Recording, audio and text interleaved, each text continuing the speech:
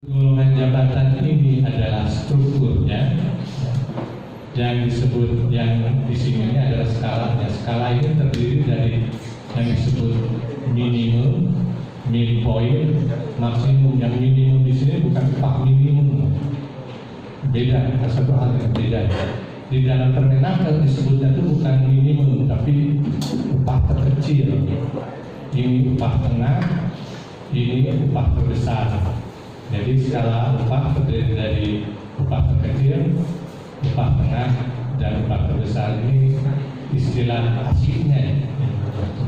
Kemudian tabel yang kuning ini adalah interval poin dari bobot jabatan. Jadi kalau hasil evaluasi jabatan di bobotnya berapa, maka jabatan tersebut akan masuk ke struktur upahnya. Itu ada jalan dari 1, 2, 3, 4, 9. Seperti itu. Makanya kenapa struktur skala upah selalu dibuat berdasarkan kepada evaluasi jabatannya. Oke. Dan ini adalah berupa gambarnya ya, gambar daripada yang hijau ini. Ya, ini seperti ini. Jadi Bapak Ibu sekalian perhatikan ya bahwa golongan jabatan yang di bawah dengan golongan jabatan yang di atas, rentangnya ya, rentang dari upah terkecil ke upah terbesar itu lebih lebar. Nah, ini juga satu dalam menyusun struktur skala upah, di mana di bawah ini diberikan pendek-pendek, yang di atas tinggi. Jadi artinya bahwa golongan jabatan yang kecil ini adalah jabatan yang tugas dan tanggung jawabnya lebih rendah dibandingkan dengan jabatan-jabatan yang di atas ini, golongan jabatan yang lebih tinggi. Sehingga di sini jabatan tambah tinggi, di sini jabatan yang tambah rendah. Nah, kalau kita perhatikan ininya lebih pendek, karena apa? Karena desain struktur skala upah itu memberikan kesempatan supaya jabatan-jabatan yang naik ini pekerjaannya bisa cepat naik golongan jabatan. Itu juga salah satu strategi pengupahan. Jadi memberikan upah pokok karyawan tersebut ya, supaya cepat promosi. Jadi dalam pengupahan ada dua promosi. Ada yang disebut promosi karena jabatannya berubah, ada yang promosi karena golongan jabatannya yang berubah. Ini juga kembali merupakan strategi pengupahan, memberikan dua macam seperti itu. Dan tentunya kenapa dibuat strategi seperti itu? Supaya menarik, mempertahankan, memotivasi, dan mengajak karyawan lebih baik lagi. Asal tetap tinggal. Nah, sedangkan yang di atas ini, kenapa diberi lebar? Karena di sini tidak ada, sulit sekali promosinya golongan jabatan di sini. Karena tambah sedikit, sehingga ininya ditambahin juga lebar supaya upah pokok karyawan itu lebih lama di dalam golongan jabatan yang sama. Itu ya Pak.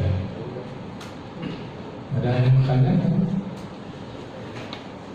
Oh silakan Pak, oh jauh sekali. Jauh sekali.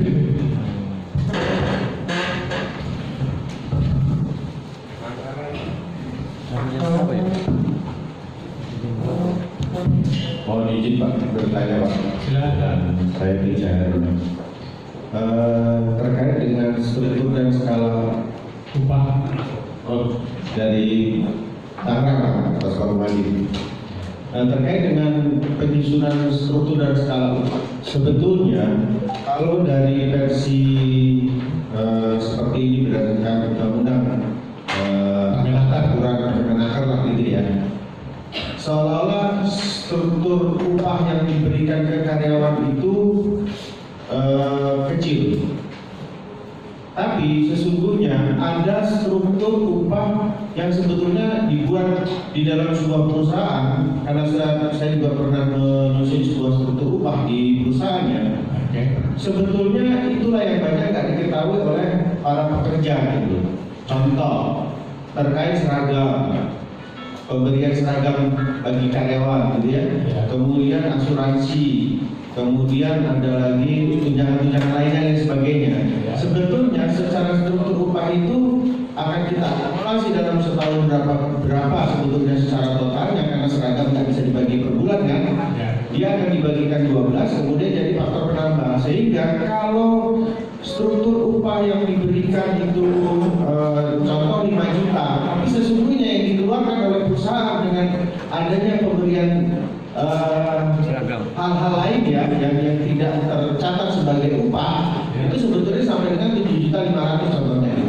Dan itu komponen itu juga secara persentasenya itu jauh lebih besar, sehingga apakah struktur upah yang tadi upah pokok 75% saja kemudian itu akan bertemu pada angka 100% atau lebih dari 100%. Nah itu yang ingin kami pertanyakan sebetulnya, komposisi struktur upah yang terbaik itu apakah selalu yang seperti ini atau tadi yang ada versi perusahaan yang membuat skala dan struktur upah tadi Pak? Oke. Pertama ya, saya jelaskan dulu bahwa yang dimaksud struktur skala upah, angka upah di sini atau angka-angka ini adalah upah pokok. Ya, upah pokok, jadi tidak terkait dengan yang tunjangan ataupun biaya karyawan yang non upah maupun yang direct maupun indirect compensation tadi Pak ya. Kalau pengertian saya, Bapak itu bicara mengenai indirect sama direct compensation tadi, ya. Nah kalau yang ini hanya bicara yang fixed base-nya saja, tidak ada unsur-unsur tunjangan yang tidak ada. Jadi pengertiannya begini Pak ya. Kalau saya bekerja sebagai engineer, kemudian engineer itu bobotnya, jabatan engineer-nya itu dibobot dinilai sebesar 425, dibobot hasil evaluasi jabatan, jabatan engineer itu didapatkan bobotnya itu 425 setelah dinilai tadi usahanya, skillsnya, tanggung jawabnya, lingkungan kerjanya ya seperti itu. Hasilnya 425, maka 425 itu saya akan ada di sini 422 dan 526, atau dengan kata lain jabatan engineer itu akan mendapatkan golongan jabatan 7, atau dengan kata lain jabatan dari engineer itu akan diberi upah pokok di antara 14.500 sampai 26.117 upah pokoknya. Nah, kalau dia engineer itu masih fresh graduate, artinya dia ada di minimumnya mungkin 5% atau 0% dari 14,5 sampai tambah 5% misalnya. Jadi upahnya itu Pak, upah pokoknya itu. Kalau dia sudah punya pengalaman ya tentunya akan bergeser ke arah sini. Seberapa pengalamannya itu? Kalau dia misalnya dia sudah menjabat engineer itu selama 5 tahun punya prestasi kerja yang bagus, maka ada kenaikannya ya di antara ini. Struktur dan skala upah itu juga merupakan sebetulnya itu frame atau rangka yang dijanjikan oleh perusahaan bahwa kalau Anda mempunyai golongan jabatan ini, maka upah minimum sekian, upah maksimumnya sekian. Nah yang saya bertanya Pak, terkait dengan kamu jabatan, apakah jabatan yang dimaksud di dalam struktur yang Bapak sajikan itu adalah terkait tanggung jawab seorang pekerja atau jabatan secara struktural? Karena di perusahaan tertentu jabatan struktural itu ada tunjangan dari jabatan, tapi pada saat terjadi contohnya demosi, gitu ya, nah itu akan ditarik kembali juga gitu loh. Betul Pak. Yang kan otomatis nggak bisa dianggap sebagai satu bagian dari struktur upah. Oke. Yang disampaikan oleh Bapak itu struktur yang berbeda dengan struktur ini Pak. Sesuatu yang berbeda dengan struktur dan skala ini adalah strategi perusahaan. Ini membeli rangkanya Pak. Rangka bahwa jabatan-jabatan tersebut akan dibayar dengan seperti ini. Berbeda dengan pengertian struktur upah yang Bapak maksud. Ini adalah judulnya struktur dan skala upah. Struktur upah dan skala upah. Itu judulnya Pak. Jadi bukan struktur pengupahan yang lain yang dimaksud seperti Bapak. Ini adalah sistemnya, rangkanya. Agak berbeda ya kan, berbeda dengan yang Bapak maksudkan. Jadi ini hanya memberikan janji bahwa satu jabatan tidak hubungannya dengan tunjangan jabatan, itu tambahan lain. Bahwa kalau ada jabatan seorang jabatan struktur SDM manager, itu jabatan struktural kan ya, SDM manager. Nah, SDM manager itu dievaluasi, ya, evaluasi jabatan menghasilkan jabatannya itu misalnya menjadi 8 golongan jabatan. Maka yang paling enggak SDM manager itu dapat upah pokok 17,3 sampai ke 34, tergantung dari performance-nya, tergantung dari masa kerjanya dia. Masa kerjanya tambah lama, ya tentunya tambah naik. Baik, yang kedua Pak, pertanyaan saya terkait dengan menurut Bapak mana yang sebuah perusahaan yang terbaik ya? Artinya kita melihat dari cara sebuah perusahaan mengatur struktur upah. Apabila sebuah perusahaan membuat struktur upah antara level terbawah dengan level tertinggi, gap yang terjadi itu tidak terlalu signifikan, ya, dengan struktur upah yang diberikan antara level pekerja paling bawah dengan pekerja tertinggi itu seolah-olah kayak berdiri tegak gitu. Nah, itu menurut pandangan Bapak sebagai yang terbiasa menyusun struktur upah, mana yang terbaik? Oke, kita akan lihat slide berikutnya Bapak.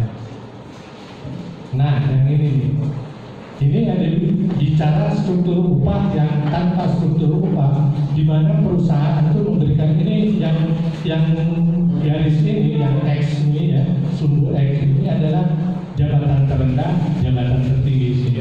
Upah di sini, upah tertinggi, upah terendah ke upah tertinggi, itu Pak ya, gambarannya ya. Nah, Bapak ini kalau kita lihat gambaran di sini, ini antara jabatan yang paling rendah dengan yang paling tinggi itu hampir sama. Gitu. Di sini dibandingkan dengan yang ini. Ini jabatan yang paling rendah di sini dengan jabatan yang paling tinggi di sini.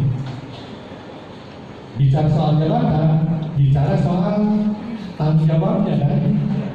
Apakah tanggung jawaban menurut Bapak bagusan yang mana, yang ini kah atau yang ini? Gitu kan?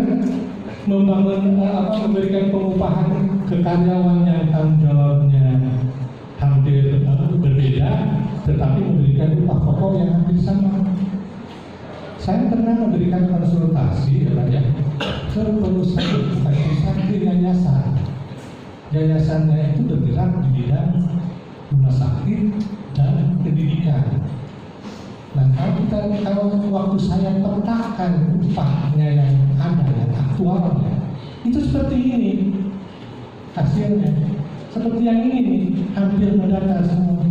Dan Bapak bayangkan seorang dokter yang di sini diberi upahnya levelnya tinggi, dengan yang